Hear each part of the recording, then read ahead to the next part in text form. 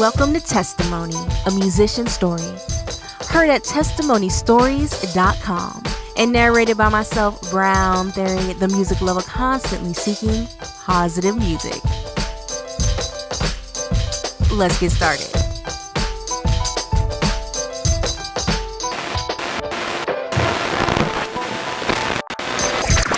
If you're familiar with the Breaks and the Dream Junkies, then you know who Ruslan is. But do you know how to pronounce his last name? For fear of butchering it, I'ma let him say it. Ruslan Karaoglanov. Ruslan, 2 syllables, 3 meanings.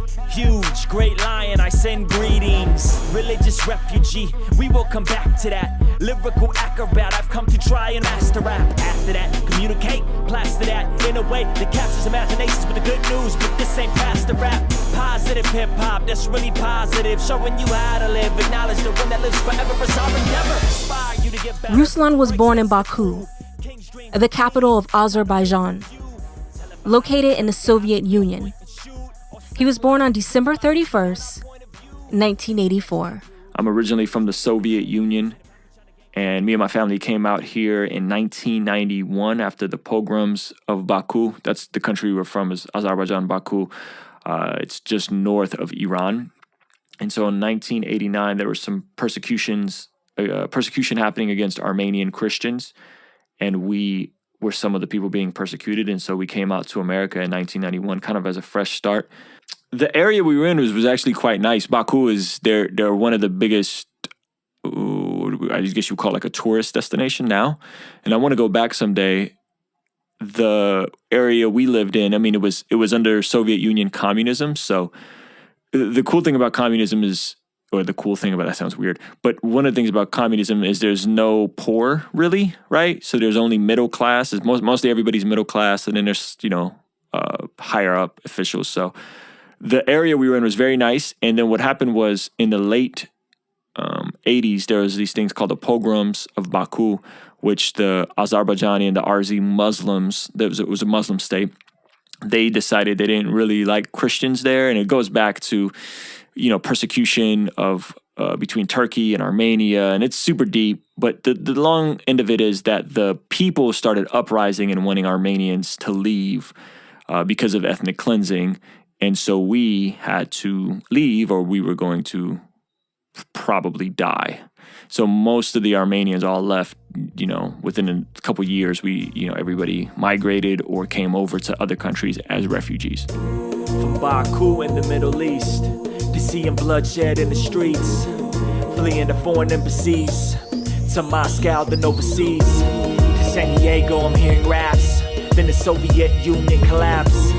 Mom and dad went separate tracks, led me to almost slip and fall into traps. Had to backtrack, fell in love with hip-hop, moved to the North County, started all over, that's when he finally found me. Like I had a bounty, it's love all around me. My name is Ruslan, and I'm an immigrant, humble beginnings, but that's not the end of it. The Armenian Muslims had a problem with the Armenian Christians. So Ruslan and his parents, being Armenian Christians, fled to Moscow for a short while.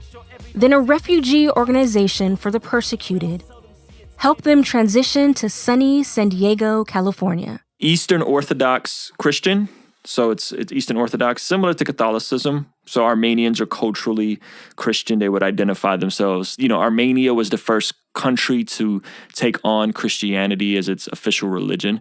And so Eastern Orthodox it's similar to Catholicism. It's very like old school, and there's, a guy who's in like a priest outfit, and there's altar boys, and it's very like fear of God style church.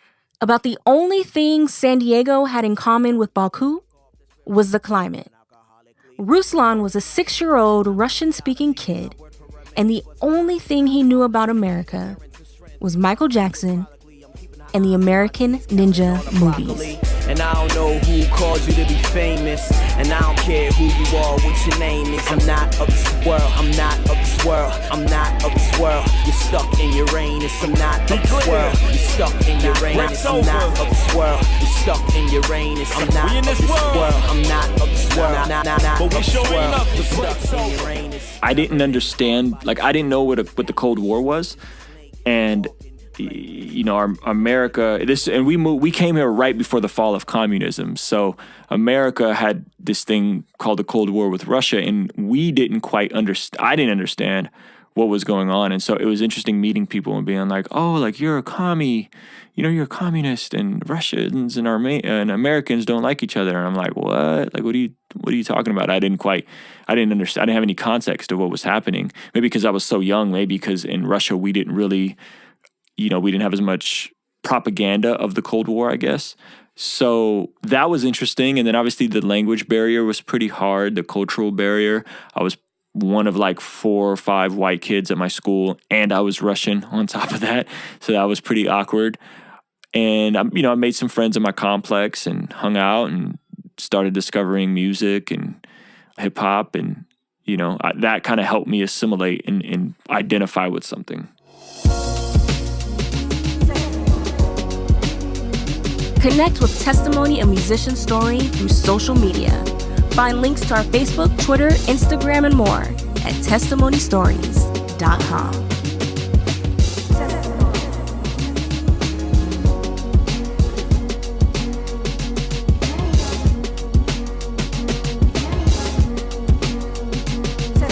A musician's story. Testimony. A musician's story. Testimony, where Christian hip-hop artists give you an exclusive look into their lives and their music. Take a journey into the minds of today's top Christian hip-hop artists as they open up and share about their past, their faith, and their music in ways you've never heard before. Put on your favorite pair of headphones or turn the stereo volume up and listen. A musician's story. Now back to Ruslan's Testimony, a musician's story. We met back when B-boys were doing backspins and the entire world loved Michael Jackson. When movies had over-the-top action. Do you remember those free catalog subscriptions in the 90s where you could order CDs in bulk? Well, Ruslan took full advantage and would order tons of hip-hop CDs. Sometimes he didn't even know who the artist was. He just thought the album artwork looked cool. Those CDs became his Rosetta Stone and helped him to become a wordsmith. It kind of started out just having fun and goofing around and freestyling and writing down a few raps or rewriting popular rap songs and kind of changing some of the words. It started out as that, probably as early as 9, 10, 11. And then I think I went to my first open mic in San Diego. I was maybe 12.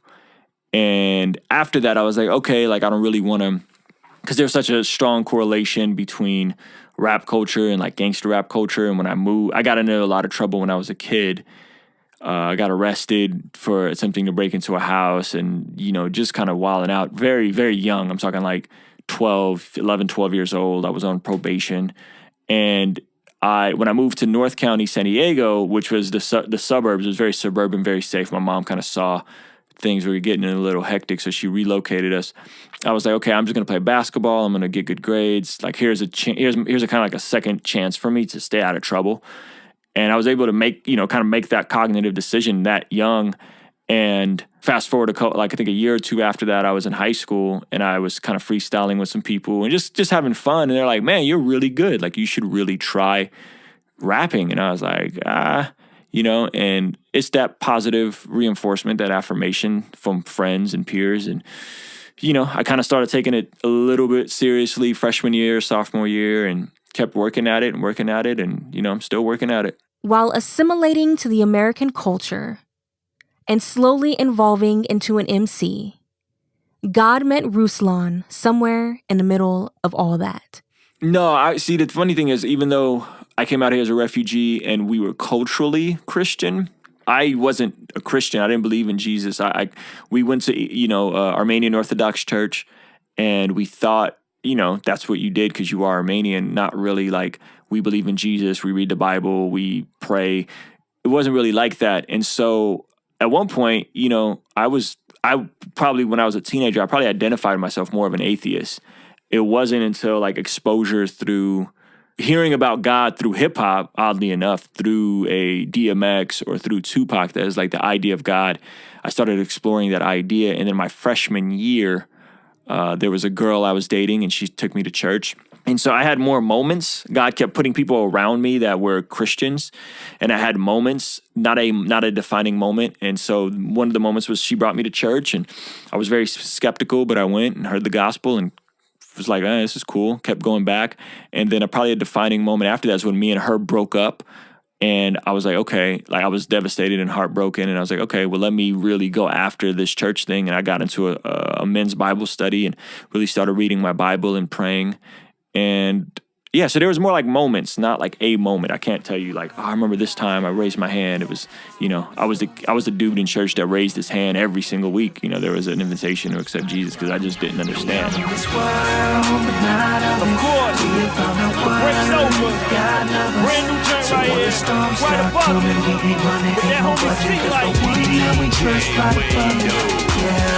We on the same planet, but yet they can't stand it. Belligerent and falling over, I'm just being candid. The style is so outlandish. Firearms they brandish, but not willing to shoot them. Stupid, they can't see the damage. They tryna cheat like Kansas. Up on the latest dances, gambling with their life, hoping they can increase the chances. I'm on a different wave. They laying at the beach. It's one of them days. They really should watch how they speak. So take a photo like my man Sam Wells. If you don't wanna fall over, you should grab the handrails. I'm right above it. No need to cuff it. Dumb it down. That's why they love it. In the world, but not of it. Still connect with the public.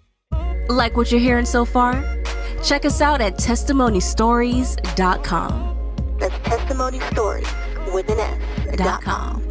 Where you can hear content for you and about you. Everyone has a testimony. Everyone has a testimony. And we want to hear yours. Tell us how God has transformed your life. Each month, we will select a person to highlight and interview. Find out more at testimonystories.com.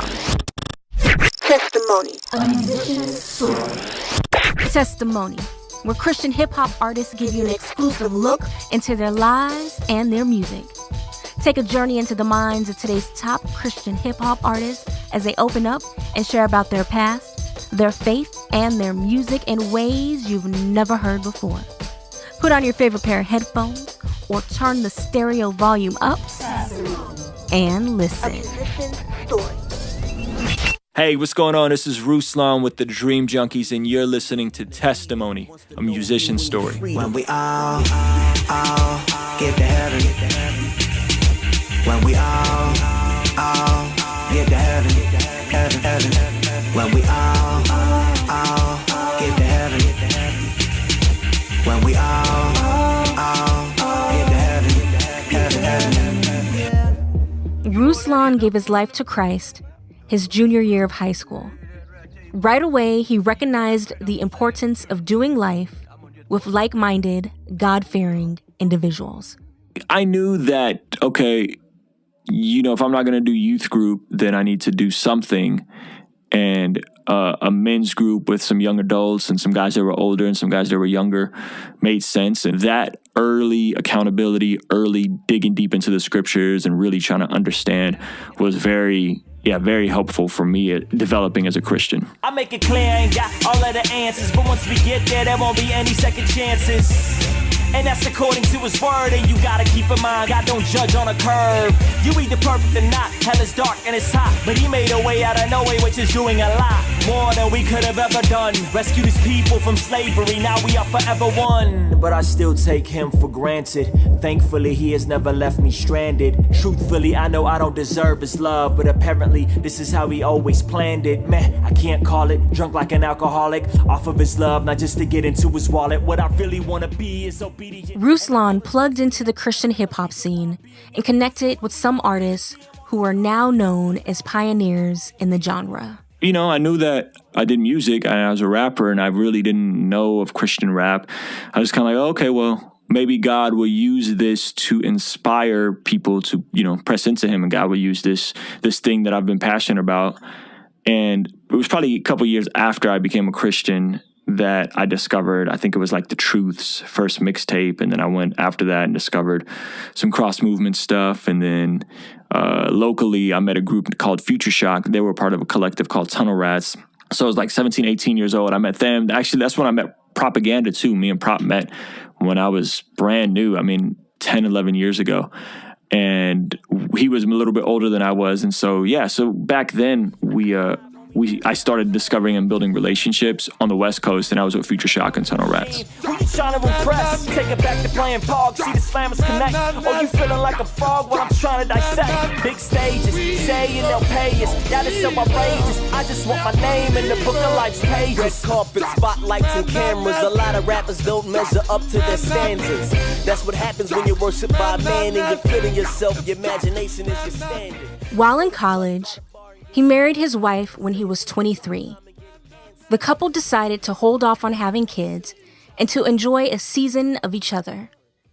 After 7 years of marriage, Ruslan and his wife welcomed their first child, baby boy Levi Jackson. But before bringing forth a new life into this world, the couple managed to become debt-free in their late 20s. Preaching the importance of being debt-free is something Ruslan is passionate about. There's nothing in my life that can't be changed, even when the struggle remains the same. There's nothing in my life that, nothing in my life that, nothing in my life that can't be changed. There's nothing in my life that can't be changed, even when the struggle remains the same. There's nothing in my life that, nothing in my life that, nothing in my life that can't be changed. I'm trying to change the world, but I can't change myself. Focusing on what others do, it don't really matter how I felt about so-and-so doing this and that. All along I've been missing that fact that I got issues too, which leave me trapped in prisons too. Man, if you're really serious about living out your dream and having, like, doing what you're passionate about and doing, not just, doing what you're passionate about, like, one of the most practical things I've been able to do is become debt-free, which means that my overhead is less, so that I don't have as many bills, so I don't have to make as much money, and I can take some creative risks. I can take some financial risks. I can do some things that, I would normally be afraid to do if I was just living paycheck to paycheck, and that really just started in me getting a better hold of my finances, and being in a place where, okay, cool, we got 6 months of 6-month emergency fund in the bank, 6 months of living expenses. If anything goes wrong, if anything happens, like, we're straight, and so that gives me, I'm not operating out of desperation. I'm not operating out of fear. I'm operating out of an abundant mindset. And then I'm able to take more risks and do more things. And so, yeah, I would encourage everybody out there, man, like, if you're in debt, get out of debt as quickly as you possibly can. We followed Dave Ramsey's FPU plan. Since we became debt free, we've taken over 200 people through the program at our church, and I think collectively that 200 people that went through it, I think, have paid off almost $1 million total. And so if you're debt free, get out of debt as quickly as possible, especially if you're serious about being a creative or serious about being an entrepreneur. And if you're not debt free, avoid debt at any cost. And when I say debt, I mean car loans, I mean student loans. There's no such thing as smart debt. All debt is dumb, and the scriptures reflect that, with the exception of maybe a mortgage, if you're wise about how you get a mortgage. The break's over, the break's over. About to indicate what it need, a makeover. The break's over, the break's over. Yeah, we're not stopping, yeah, we're taking over. The break's over, the break's over. About to indicate what it need, a makeover. The break's over, the break's over. We're not stopping. Another obvious passion of his is music. After putting out his first solo mixtape in 2004, Ruslan hooked up with Belief, and the two became the core members of The Breaks. The Breaks were a hip-hop band with musicians that rotated in and out, depending on their schedule. They opened up for major artists like Mobb Deep and Ghostface Killah. Sadly, though, for Breaks fans, the group dismantled after their 2011 album Never Arrived. Infinity turn them eights over. Sideways, so Yahweh making me bolder. Witness a takeover by the real Jehovah Jireh, El Shaddai. I don't plead the fifth when I testify about Adonai. He's the essence I am. What I am is what he told me, and I'm the steward of everything he lets me hold. See, so I can't be bougie like the OC. Get Hollywood just cause I think that they know me. Used to think it was arrogant to think he chose me, but now I think it's arrogant to ever think I chose him. Me and Belief met 10 years ago in 2005. I remember it was the weekend right after Hurricane Katrina. And we actually ended up going to the same middle school, but he moved back to Baltimore right when I moved to North County. So we ended up going to the same middle school. We had tons of mutual friends, and one of our mutual friends happened to bring him to church. And I saw him at church. And at the time, our church was a predominantly white church. And I was like, oh, he looks like someone I could relate to. He's black, and I went up and introduced myself, and we kind of hit it off and started hanging out and going to Denny's. And it was just one of those, we clicked instantly. And he started out just as the kind of like the roadie, just hanging out, helping me set up the equipment or whatever. And then he kind of was the guy around who cut hair, to starting to DJ. And then he slowly started rapping. And then, a year later, a year and a half, 2 years later, the breaks kind of started taking off a little bit. And we had some shows, and we're going out of state. And yeah, so he started out really as just kind of like the guy around to do whatever. And then he picked up DJing and started rapping, and now he's a bona fide dope artist on his own. So it's been cool seeing that evolution. That's been 10 years almost. So. If you're thirsty, you can buy a bar. I flow like my track was the road. I'm a modern car. So when you press on the brakes, just know we're going far. Yeah, hey yo, the brakes, yeah, we going far. Mike B, yeah, hey yo, he going far. Ruslan, say what? Hey yo, he going far. Testimony. Testimony, where Christian hip-hop artists give you an exclusive look into their lives and their music. Take a journey into the minds of today's top Christian hip-hop artists as they open up and share about their past, their faith, and their music in ways you've never heard before. Put on your favorite pair of headphones or turn the stereo volume up and listen. A musician's story. Everyone has a testimony, and we want to hear yours. Tell us how God has transformed your life. Each month, we will select a person to highlight and interview. Find out more at testimonystories.com. Testimony. Download the podcast of Testimony, a Musician Story on iTunes. Find out how at testimonystories.com. A musician's story. You call me out upon the waters, the great unknown, where feet may fail. And there I find you in the mystery, in oceans deep. You are listening to Ruslan's Testimony, a Musician Story. And I will call upon your name and keep my eyes above the waves. When oceans rise, my soul will rest in your embrace, for I am yours. Belief and newcomer John Gibbs are two people Ruslan really poured into and helped to disciple. They also happen to be two extremely talented dudes who never wrote or spit a rhyme until they met Ruslan.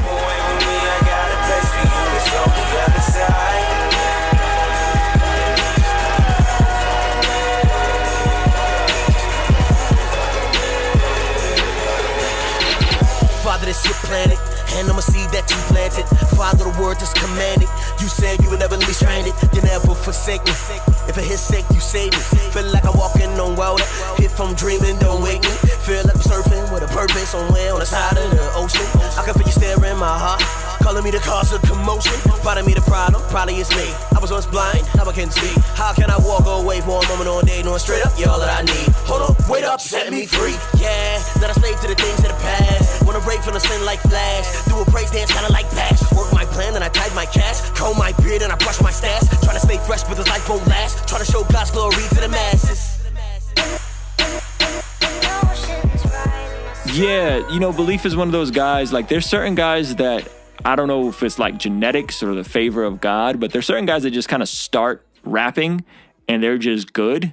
And that was definitely belief. And then there's other guys like myself, like I really had to work hard and consistently polish my craft and really study the art. And, we do all kinds of silly stuff like exercises and,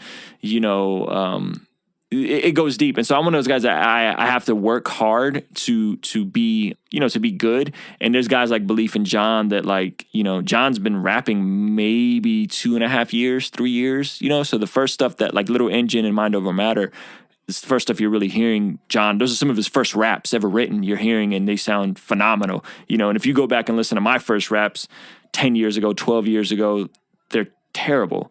So it's, I don't know what it is, but those guys are ridiculously talented, and I'm honored to be, in a collective and working with those dudes. Ruslan and Belief formed the label King's Dream in an effort to push artists further than what the Breaks had accomplished. God put John Gibbs in their path. They have helped to mold him into a bona fide triple threat: singer, rapper, and performer. In addition to Ruslan, John, and Belief being solo artists, the three have joined forces and created the supergroup Dream Junkies. Let's go. Yes, I am an immigrant. No, I don't belong here. Paint the realest images like Jesus without blonde hair. Yes, he is my God, bro. I am not a god, though. I should not be worshipped. I was purchased. Only God knows why. I'm alive and set free of all my demons. Rec told me when it comes to music, can't no one touch you, and I believed him. Red Sandy told me the same thing. Belief told me maintain the main thing. A year of focus, my mainframe here for the hopeless, so I remain sane. That's my pastor's goal. That's not a rapper's role. Maybe irrational, but I gotta take me a more active role. These MCs are cheesier than casseroles. He without corniness cast a stone. We the last hope, yeah, I suppose. This is for my Dream Junkies. Exactly a year ago, we were like, man, like we really want to make a statement in 2014.